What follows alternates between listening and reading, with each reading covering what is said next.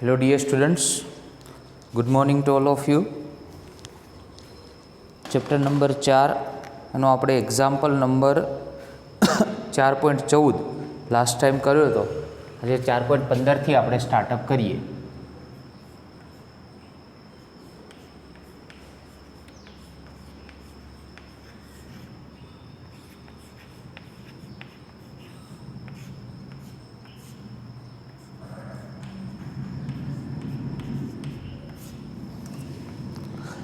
એક લાંબા હોલની છત 25 મીટર ઊંચી છે.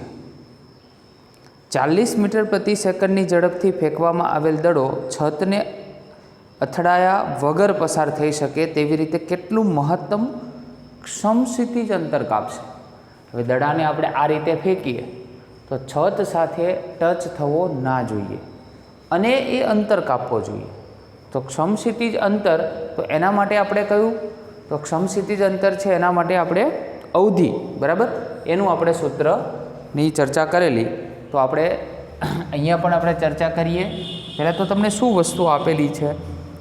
તો V0 આપેલા છે 40 મીટર પર સેકન્ડ અને છતની ઊંચાઈ પણ તમને આપેલી છે, બરાબર. છતની ઊંચાઈ છે 25 મીટર. અવધિ તમારે શોધવાની છે. તો અવધિનું પહેલાં તો સૂત્ર આપણે ખ્યાલ હોવો જોઈએ. R બરાબર સૂત્ર હતું આપણી જોડે V0 સ્ક્વેર sin 2 θ0 અને ડિવાઈડ બાય G, બરાબર. આને નંબર 1 આપીએ કારણ કે V0 અને Gની કિંમત છે પરંતુ sin 2 θની કિંમત નથી, અને sin 2 θની કિંમત શોધવા માટે તમને મહત્તમ ઊંચાઈ આપેલી છે, બરાબર. તો મહત્તમ ઊંચાઈ માટેનું જે આપણી પાસે સૂત્ર છે એમાં V0 સ્ક્વેર sin સ્ક્વેર θ0 અને ડિવાઈડ બાય શું હતું? 2G, બરાબર. તો યાદ રાખજો, પહેલાં તો આપણે બધા જ સૂત્ર યાદ હોવા જોઈએ, બરાબર. ફોર્મ્યુલા યાદ હશે તો એક્ઝામ્પલની અંદર તકલીફ પડશે નહીં. ચલો, Hની કિંમત બેટા આપેલી છે 25, V0 સ્ક્વેર એટલે કે 40 નો હોલ સ્ક્વેર sin સ્ક્વેર θ0 અને ડિવાઈડ બાય 2 ઇન્ટુ 9.8, બરાબર. તો 25 દુ 50 અને ગુણ્યા 9.8 ઉપર જતા રહેશે. અહીંયા આપણે 40 નો હોલ સ્ક્વેર કરીશું, 1600 આવશે. sin સ્ક્વેર θ0, તો sin square θ0 is equal to કેલ્સીયમનું કેલ્ક્યુલેશન કરીએ.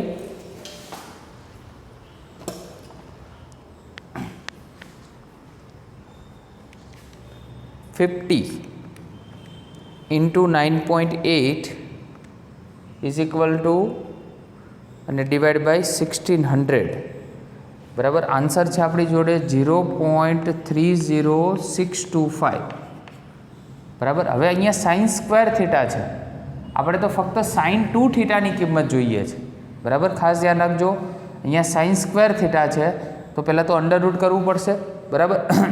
તો અંડર રૂટ કરી દઈએ તો આનું અંડર રૂટ આવશે આપણી જોડે sin θ0 is equal to 0.553398 something આપણું આનું અંડર રૂટ આવે છે, બરાબર.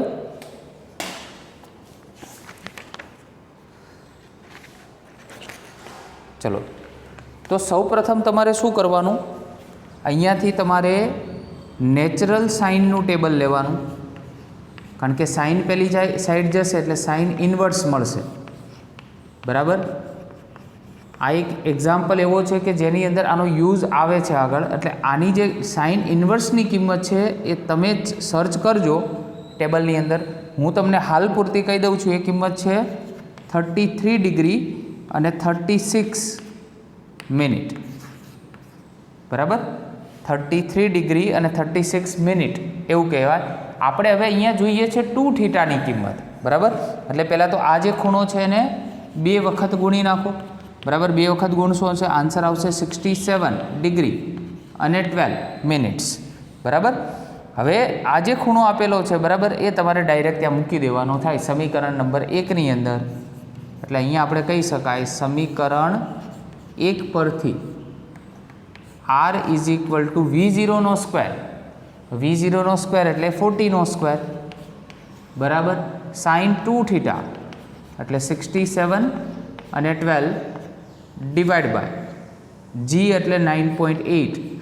હવે અહીંયાથી તમને હું ટાસ્ક આપું છું કે સાઇન 67 ડિગ્રી અને 12 બરાબર આની કિંમત તમારે નેચરલ સાઇનમાં જોવાની છે બરાબર.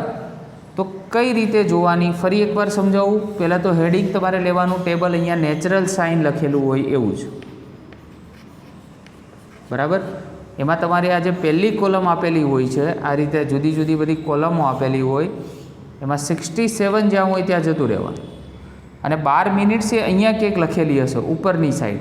જો 12 ના હોય તો એની આસપાસની થોડી લઈ શકો, થોડું પ્લસ માઇનસ ચાલે. 10 હોય રાઉન્ડ ફિગર, 14 15 હોય તો બી એ થોડું પ્લસ માઇનસ ચાલે. તો 67 અને અહીંયા 12 એટલે આ બંને કિંમત અહીંયા ક્રોસ થાય બરાબર એટલે આ આપણો આન્સર મળે. આ રીતે તમે નેચરલ સાઇનના ટેબલની અંદર જુઓ, કિંમત મૂકો અને આનું સાદુરૂપ આપો એટલે આર અવધિની કિંમત તમને મળશે. પાછળ એકમ લખવાનું ભૂલશો નહીં. આ થયો એક્ઝામ્પલ નંબર 4.15.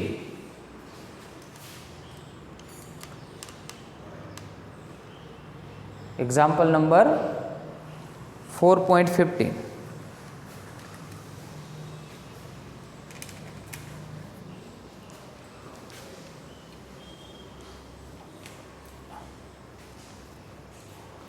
ફરી એકવાર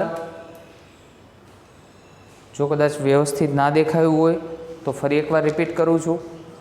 સાઇન ઇન્વર્સની કિંમત તમે ફાઇન કરી 33 ડિગ્રી અને 36 મિનિટ આવ્યું. એને 2 વડે ગુણ્યા, કારણ કે આપણે 2 થીટાની કિંમતની જરૂર છે એટલે 2 વડે ગુણ્યા 40 હોલ સ્ક્વેર કર્યો બરાબર સમીકરણ 1માં. અને સાઇન 67 અને 12 અને પ્લસ અહીંયા ડિવાઈડ બાય 9.8 છે એની આપણે અહીંયા બધા કિંમત મૂકી. તો 67.12 કેવી રીતે શોધવા?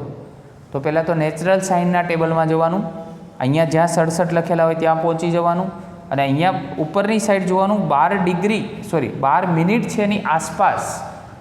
એક્ઝેક્ટ 12 હોય તો કોઈ ઇસ્યુ નથી, પરંતુ 10 બરાબર 14 એની આસપાસનું જે પણ અહીંયા તમને કિંમત આપેલી હોય તમે લઈ શકો. એ કિંમત જ્યાં બંને ક્રોસ થાય બરાબર એ તમારો શું હોય? આન્સર હોય બરાબર. એ ડાયરેક્ટ અહીંયા લખવાનો, એને ગુણ્યા 40નો વર્ગ કરવાનો એટલે 1600 થશે અને ડિવાઈડ બાય 9.8 કરશો એટલે સીધો તમને બેટા આન્સર મળશે બરાબર. ચર્ચા કરીએ 4.16ની. Example number 4.16. એક વિમાન 900 કિલોમીટર ક્રિકેટનો કોઈ ખેલાડી દડાને 100 મીટર જેટલા મહત્તમ ક્ષમશીતિજ અંતર સુધી ફેંકી શકે છે. આ જમીન અહીંયાથી ક્રિકેટર દડો ફેંકે છે, કેટલા સુધી ફેંકી શકે છે? 100 મીટર મહત્તમ એટલે અવધિ મળી ગઈ. ક્ષમશીતિજ અંતર એટલે શું હોય? અવધિ. તો 100 મીટર સુધી ફેંકી શકે છે બરાબર. આ ખેલાડી આ જ દડાને જમીનથી ઉપર કેટલી ઊંચાઈ સુધી ફેંકી શકશે? આ જમીનથી ઉપર એટલે એની મહત્તમ હાઇટ આપણે ફાઇન્ડ કરવાની થઈ. તો અવધિ ઉપરથી પહેલાં તો હાઇટ ફાઇન્ડ કરવી છે બરાબર. તો પહેલાં જે આપેલું છે એનું સૂત્ર મૂકીએ. તો અવધિનું સૂત્ર આપણે જાણીએ છીએ V0 સ્ક્વેર અહીંયા જ લખેલું છે sin 2 થીટા 0 અને ડિવાઈડ બાય શું થશે? G બરાબર. એમાં તમને અવધિ આપેલી છે. હવે એમાં શબ્દ વાપર્યો છે કોઈ એક ખેલાડી મહત્તમ ક્ષમશીતિજ અંતર. તો મહત્તમ અવધિની વાત કરી હતી આપણે. મહત્તમ ક્ષમશીતિજ અંતરે જ્યારે ફેંકવું હોય તો કે ત્યારે ખૂણો ફિક્સ હતો, ત્યારે આર શું બની જાય? તમારો આર મેક્સ બની જાય એટલે મહત્તમ મેક્સિમમ. અને એ દરમિયાન બેટા થીટા હોય તમારો 45. ઓકે, તો અહીંયા હું લખી દઉં છું આર મેક્સ. પહેલાં તો આ V0 સ્ક્વેર અને સાઇન 2 × 45 કરશો એટલે 90 થઈ જશે અને ડિવાઈડ બાય જીની કિંમત કેટલી? 9.8 બરાબર. ચલો આર મેક્સ 100 × 9.8 બરાબર. એક કામ કરીએ, આ કિંમત આપણે એઝ ઇટ ઇઝ રહેવા દઈએ બરાબર, જેનો આપણે ડાયરેક્ટ ઉપયોગ કરી લઈશું. V0 સ્ક્વેર અને ડિવાઈડ બાય જી. સાઇન 90 તો 1 થાય. સમીકરણ નંબર 1 આપણે શું શોધવું છે? મહત્તમ ઊંચાઈ. તો મહત્તમ ઊંચાઈ એનું સૂત્ર છે h બરાબર v0 square sine square theta 0 અને ડિવાઈડ બાય g, બરાબર. આમાં બધી જ કિંમત તમને આપેલી છે. જ્યારે યાદ કરો આમાં પણ મહત્તમ આપણે હાઈટ લઈશું તો પણ થીટા કેટલો હશે? યાદ રાખો, જ્યારે મહત્તમ શબ્દ વાપરે સાઇન માટે છેક સુધી, ત્યારે સાઇન 90 જ હોય. સાઇન 90 ઉપર જ એ 1 થાય છે. એટલે મહત્તમ શબ્દ એવો વાપરે અને સાઇન હોય ત્યારે થીટા હંમેશા 90 જ હોય. જો તમને અહીંયા બી ખબર પડી, 45 લીધા તો જ 90 થયા ને, તો જ મહત્તમ અવધિ મળી તમને. તો સાઇન માટે મહત્તમ કિંમત કેટલી? 1. ત્યારે ખૂણો કેટલો હોય? 90 હોય. એ ફિક્સ હોય, બરાબર. આનાથી વધારે સાઇન જઈ જ નથી શકતો, એનો વિસ્તાર ફિક્સ થઈ ગયો, 1 સુધી જઈ શકે.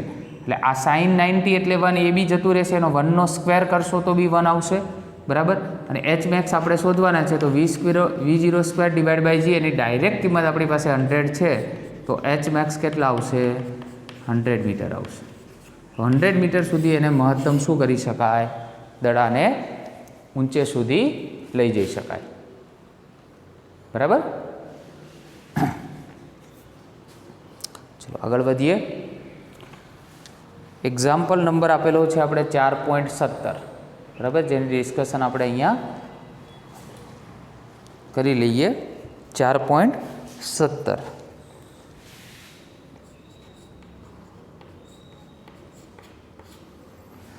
80 સેન્ટીમીટર લાંબા દોરડાના છેડે એક પથ્થર બાંધેલ છે અને તેને અચળ ઝડપથી સમક્ષિતિજ વર્તુળાકાર ફેરવવામાં આવે છે, બરાબર. આ રીતે દોરડું હોય અને અહીંયા આ રીતે આમ પથ્થર બાંધેલો હોય અને દોરડાની લંબાઈ તમને આપેલી છે કેટલી? 80 સેન્ટીમીટર. હવે આમાં આ રીતે આમાં વર્તુળાકાર ફેરવવામાં આવે તો આની આસપાસ આ રીતે શું બને? વર્તુળ બને, બરાબર. વર્તુળાકાર ફેરવવામાં આવે છે.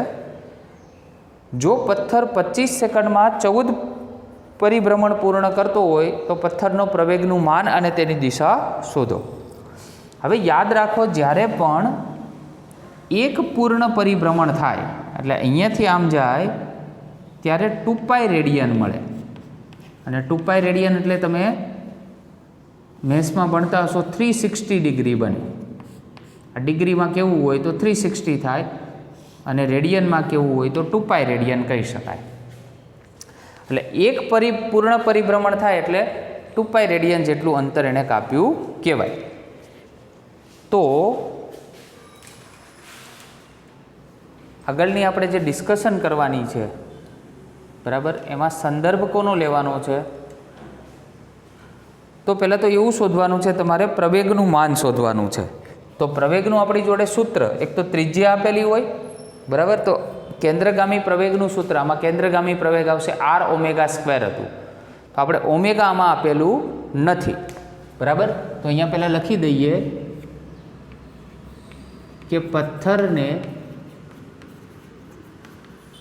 એક પૂર્ણ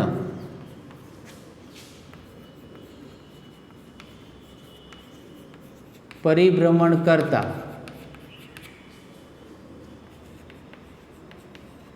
કપાયેલ અંતર જો રેડિયનમાં લઈએ તો કેટલું આવે? 2π રેડિયન. પણ આવા તો એને કેટલા પરિભ્રમણ પૂર્ણ કર્યા છે? 14. માટે યાદ રાખજો, કોણીય સ્થાનાંતર એને થીટા વડે દર્શાવવામાં આવે, કારણ કે ગોળ ફરે છે એટલે થીટા મળે, બરાબર. તો કેટલા છે? 14 પૂર્ણ પરિભ્રમણ અને 2π રેડિયન. ક્લિયર? તો 14 × 2π જેટલું રેડિયન આપણે કહી શકાય. તો આના ઉપરથી મારે જો કોણીય વેગ શોધવો છે તો કોણીય વેગ ઓમેગા ઇઝ ઇક્વલ ટુ સૂત્ર હતું થીટા અને છેદમાં ટી. તો 14 × 2π, બરાબર. અને ટીની કિંમત તમને કેટલી આપેલી છે? તો 25 સેકન્ડ. એ તમને કિંમત ઓલરેડી આપેલી છે, એ ચિંતા કરવાની જરૂર નથી. તો ઓમેગા ઇઝ ઇક્વલ ટુ, બરાબર, આખી કિંમત આપણે ગણતરી કરીએ તો પહેલાં તો 14 ગુણ્યા 2 ગુણ્યા 3.14 અને ભાગ્યા 25 તો 3.51 સમથિંગ આવે છે, 5168 રેડિયન પર સેકન્ડ. આ કોણીય વેગ મળ્યો. આપણે જોઈએ છે કેન્દ્રગામી પ્રવેગ, એને એસી કહેવાય.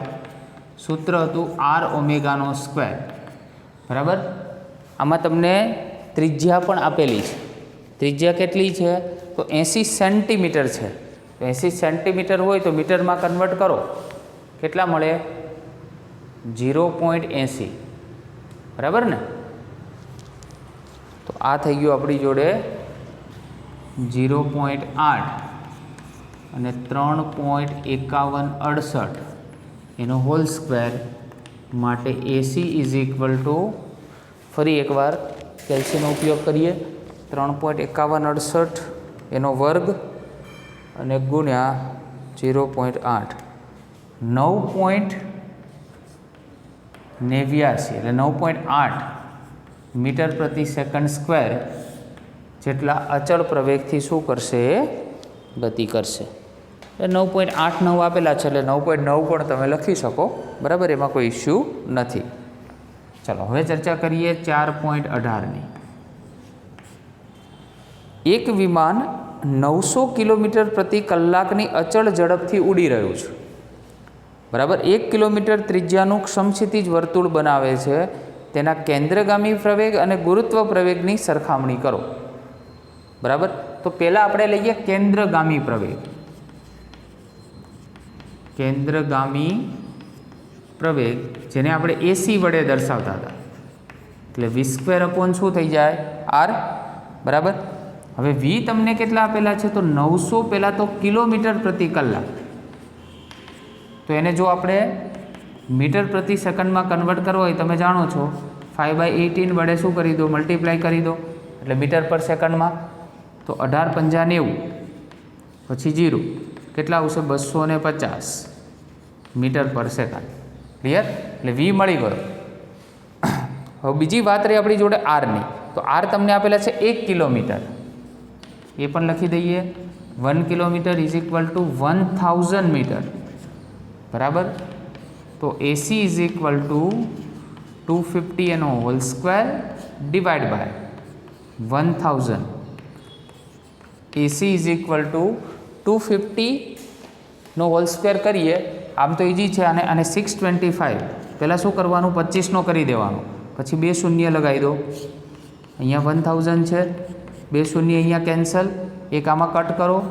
એસી બરાબર 62.5 મીટર પર સેકન્ડ સ્ક્વેર મળશે. તો આ થયો આપણે કેન્દ્રગામી પ્રવેગ. અને બીજું કીધું છે ગુરુત્વ પ્રવેગ. તો ગુરુત્વ પ્રવેગ તો ફિક્સ હોય. ગુરુત્વ પ્રવેગ તો આપણી પાસે એની કિંમત તો તમને ખ્યાલ છે 9.8, એટલે જેની કિંમત આપણી જોડે થઈ જાય 9.8 મીટર પર સેકન્ડ સ્ક્વેર, બરાબર. હવે સરખામણી એટલે હંમેશા શું થાય? આપણે પણ એક દાખલાની અંદર જોયું હતું, પેલો વળાંકવાળો જે દાખલો હતો, બરાબર. ત્રીજો વળાંક, છઠ્ઠો વળાંક અને 8મો વળાંકવાળો દાખલો. ત્યારે પણ મેં કીધેલું કે જ્યારે સરખામણી પૂછે ત્યારે ગુણોત્તર લેવાય. તો આ તો 62 પોઈન્ટ કેટલા છે? 5, અને આ થઈ ગયા 9.8. તો 62.5 અને ભાગ્યા 9.8 કરીએ તો જોઈએ કેટલો આન્સર આવે છે?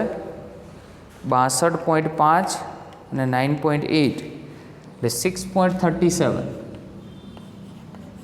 ખ્યાલ આવે છે? અને સરખામણીમાં હંમેશા કોઈ પ્રકારનો એકમ લખવાનો થાય નહીં.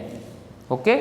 અને બીજી રીતે લખવું હોય તો લખી શકાય તો કે એસી બરાબર આ જીને સામે ગુણી દો, એટલે 6.37 ઇન્ટુ જી, એટલે કેન્દ્રગામી પ્રવેગ એના ગુરુત્વ પ્રવેગ કરતાં 6.37 ગણો હશે.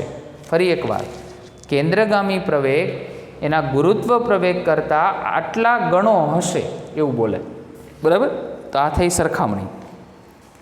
હવે ચર્ચા કરીએ 4.19.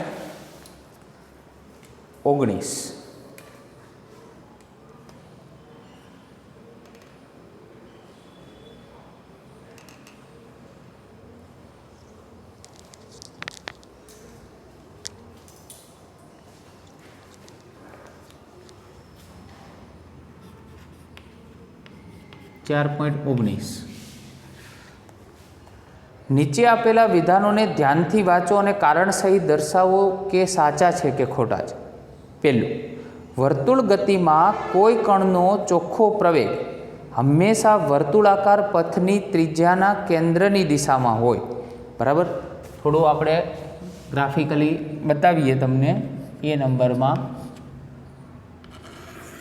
કે અહીંયા આપણે કોઈ કણ હોય, એની ત્રિજ્યા છે વર્તુળની, કણ પહેલાં આવી રીતે અલગ અલગ બિંદુ આગળ જુદો જુદો આ રીતે મળે છે. તો એમ કહે છે કોઈ પણ બિંદુ આગળ એનો જે પ્રવેગ હોય હંમેશા કેન્દ્ર તરફ જ હોય. હા હોય, પરંતુ શબ્દ આમાં જે એ લોકોએ વાપર્યો છે એમાં ખાલી પ્રવેગ વાપર્યો છે. જો અચળ ઝડપથી ગતિ કરતો પદાર્થ વાપર્યો હોત ને તો સાચું હોય. એટલે અત્યારે આપેલું વિધાન છે ને એ ખોટું છે. ખોટું એટલા માટે છે, અચળ ઝડપથી ગતિ કરતા પદાર્થ માટે સાચું છે. જો અચળ ઝડપથી ગતિ કરતો હોય ને તો આનો પ્રવેગ પણ અહીંયા હોય કેન્દ્ર તરફ, આ કણનો પણ ગમે ત્યાં એ કણ પહોંચે. બરાબર. તો એ અચળ ઝડપથી ગતિ કરતો હોય તો એના માટે કેવું સાચું, અધરવાઇઝ ખોટું. ચલો, કોઈ બિંદુ પાસે કણનો વેગ હંમેશા તે બિંદુ પાસેના પથની દિશામાં દોરેલા સ્પર્શકની દિશામાં હોય. Number B. તો યસ, રાઈટ. આ રીતે આપણે કોઈ પણ આપેલું છે અને અહીંયા આપણે એનો સંદર્ભ આપેલો છે. બરાબર. તો એના પથની દિશામાં દોરેલા સ્પર્શકની દિશામાં તો સાચું છે. કોઈ ક્લેરિફિકેશન આપવાની જરૂર નથી, આપણે સમજાવેલું છે. બરાબર. હંમેશા કણનો વેગ એના સ્પર્શકની દિશામાં હોય. નિયમિત વર્તુળ ગતિ કરતા કણ માટે એક પરિભ્રમણ પર લીધેલ સરેરાશ પ્રવેગ ઓ સદિશ એ શૂન્ય હોય છે. નિયમિત ગતિ, જો આમાં પાછું નિયમિત ગતિ આવ્યું. બરાબર. કણ માટે એક પરિભ્રમણ પર લીધેલ સરેરાશ પ્રવેગ શૂન્ય સદિશ હોય તો સાચી વાત છે. બરાબર. એને આપણે આકૃતિ સાથે સમજાવીએ.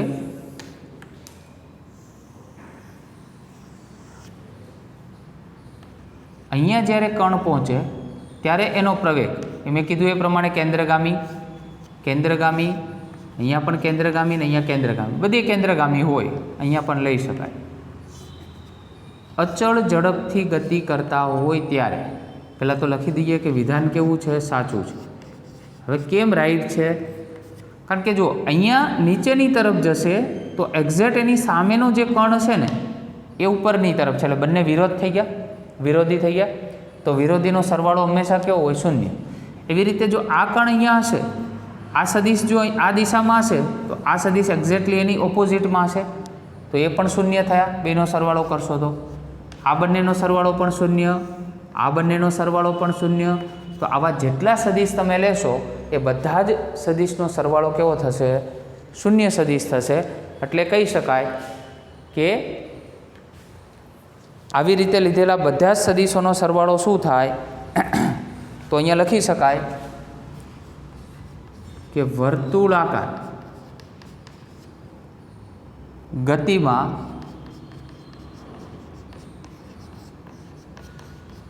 પ્રવેગની દિશા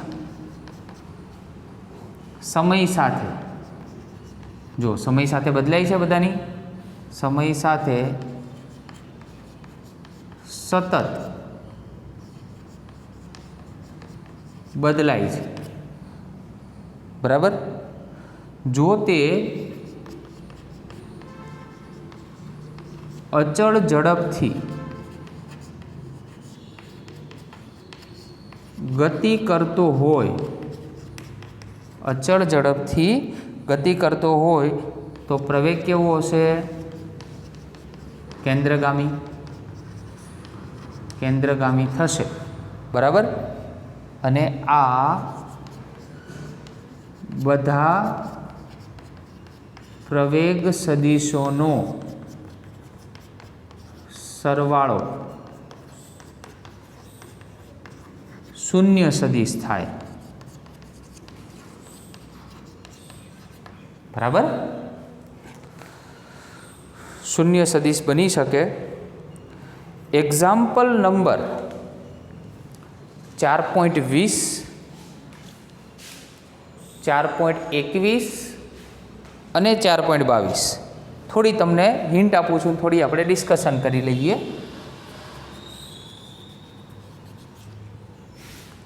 4.20ની અંદર વિકલનનો કોન્સેપ્ટ છે, બરાબર.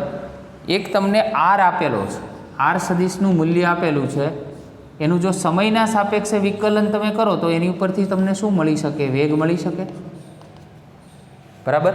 તો 4.20 એના પર આધારિત છે. આવો દાખલો આપણે કરેલો છે, આ ટાઈપનો એક્ઝામ્પલ આપણે કરાવડાવેલો છે, બરાબર. 4.21 એ આપણે ઉદાહરણનો દાખલો ચલાવ્યો ત્યારે પણ મેં તમને કીધું હતું કે આ એક્ઝામ્પલ તમારે જાતે કરવાનો થશે. એટલે 4.21 ટ્રાય યોર સેલ્ફ. અને 4.22 જે એક્ઝામ્પલ છે, બરાબર, એ આપણે કરાવીશું. એ આપણે થોડોક ઓકવર્ડ છે. એટલે 4.20 અને 4.21 જે છે, બરાબર, એ તમારે જાતે કરવાના થશે. ખાસ ધ્યાન રાખજો. Try your self. આ ટાઈપના એક્ઝામ્પલ આપણે પાસ્ટમાં કરાવેલા છે, બરાબર. જો એ હજી વિડીયો લેક્ચર તમે ના જોયા હોય એને રિલેટેડ તો જોઈ લેજો, બરાબર. 4.22, 23, 24 અને 25 એટલા કરીશું એટલે આપણે નેક્સ્ટ ટાઈમ આપણે ઓલમોસ્ટ ચેપ્ટર શું થઈ જશે બેટા? કમ્પ્લીટ થઈ જશે અને નેક્સ્ટ ચેપ્ટર તરફ આપણે જઈશું. Okay, thank you very much.